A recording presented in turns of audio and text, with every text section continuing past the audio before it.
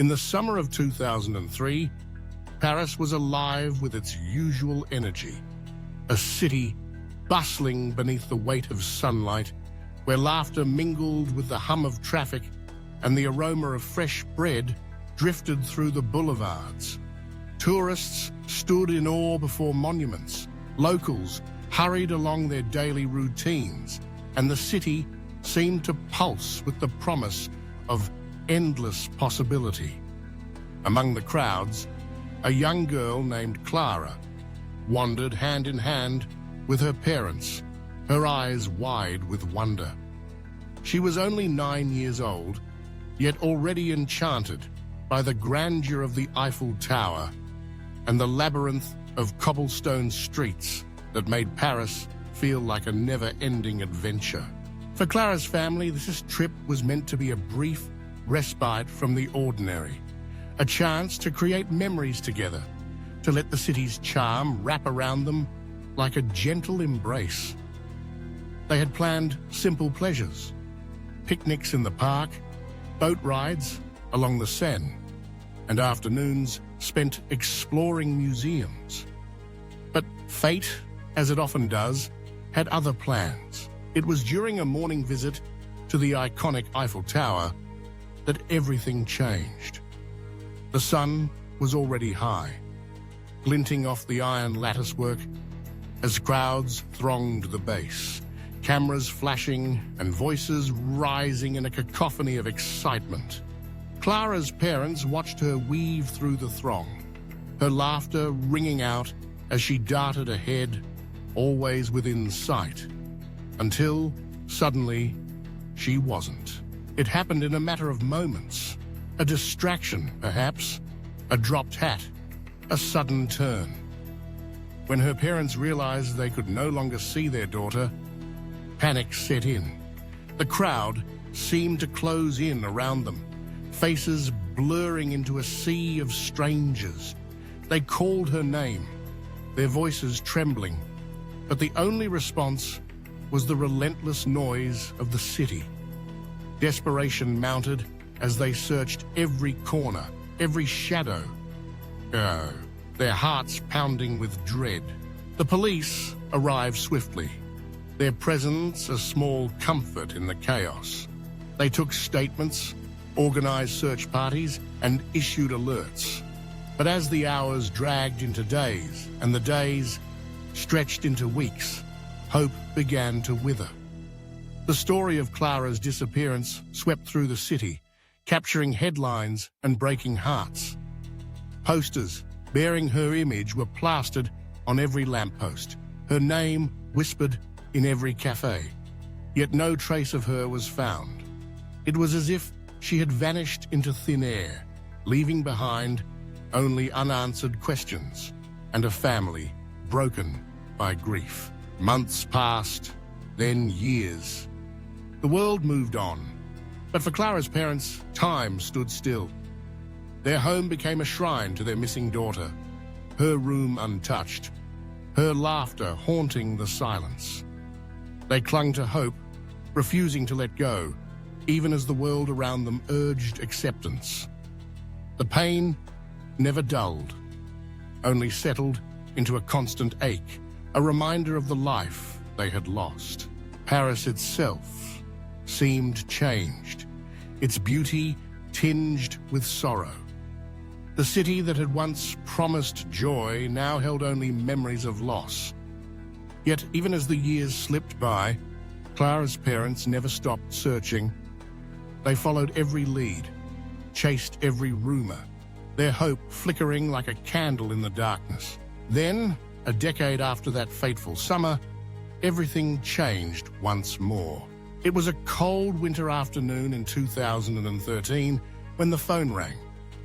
Clara's mother, her hair now streaked with grey, and her eyes shadowed by years of sleepless nights, answered with the weary expectation of another false lead.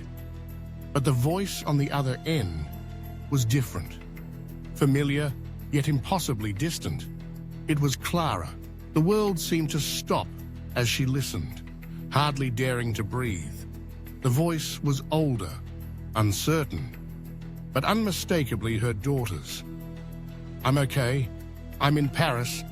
I just don't know how to come home." The words tumbled out, fragile and hesitant, as if spoken from a dream. Shock gave way to disbelief, then to a hope so fierce it bordered on pain. For 10 years, Clara had been a ghost. Now, suddenly, she was real again. But the questions multiplied, crowding in on the relief. Where had she been? What had happened to her? Why had she stayed away so long? The reunion was arranged with trembling anticipation.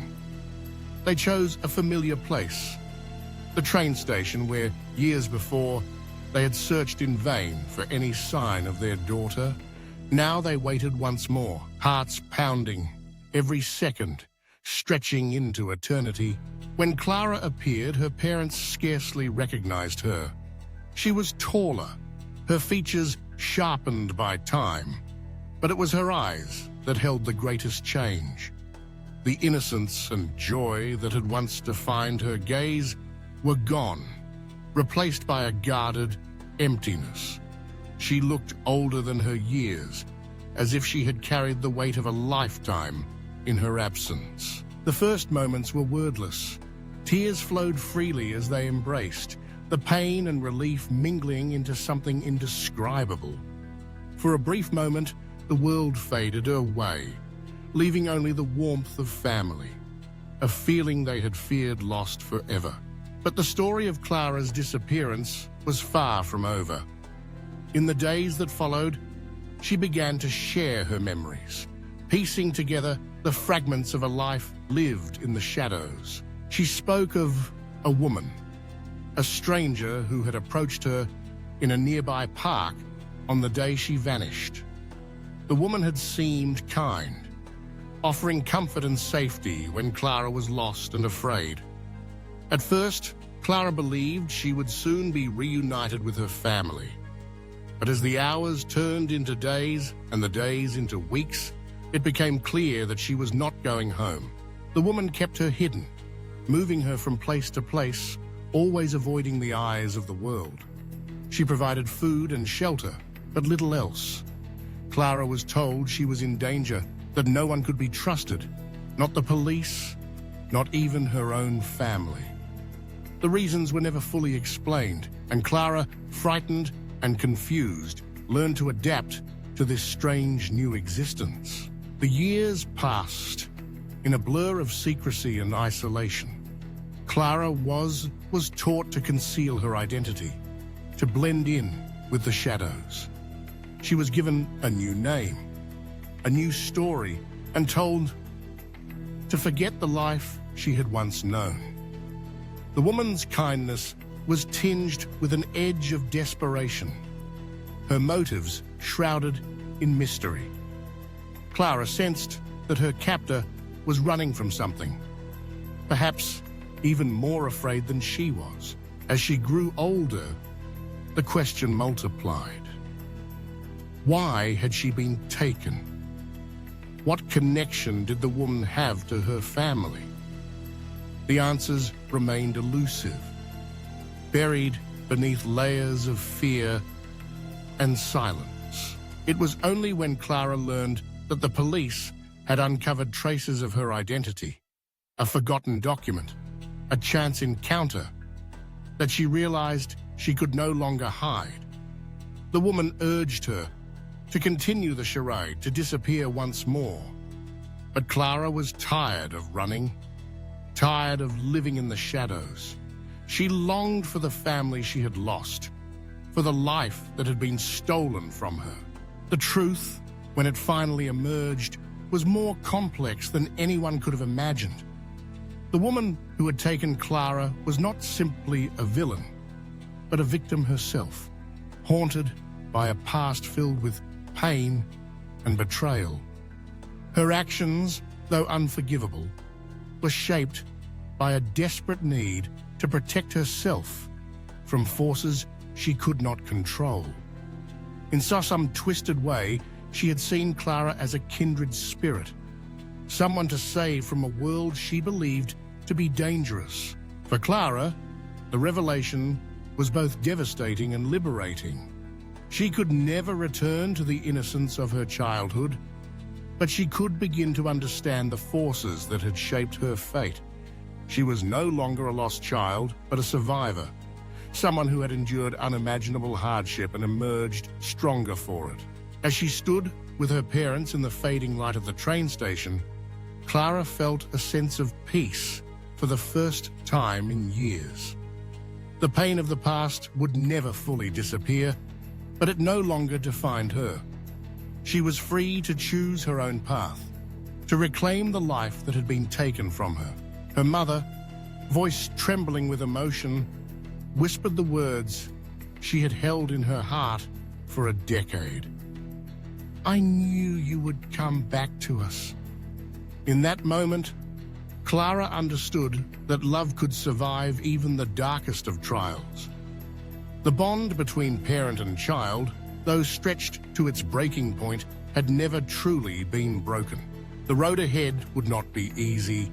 Healing would take time, and the scars of the past would linger. But for the first time in years, Clara and her family could look to the future with hope. Together, they would rebuild what had been lost, forging new memories to replace the ones stolen by fear and loss. Clara's story is not just one of tragedy and reunion. It is a testament to the resilience of the human spirit, to the power of hope in the face of despair. It is a reminder that even in our darkest moments, we are never truly alone, that love endures, and that redemption is always possible. In the end, Clara found her way home, not just to the city of Paris, but to the family that had never stopped searching for her. Her journey was long and painful, but it brought her to a place of understanding and forgiveness.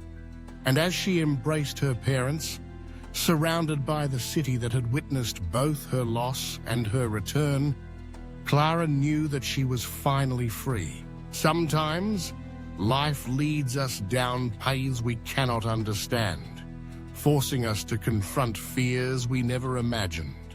But as Clara's story shows, even the most painful journeys can lead us back to the ones we love. The truth may be difficult to face, but it is also the key to healing and to finding our way home.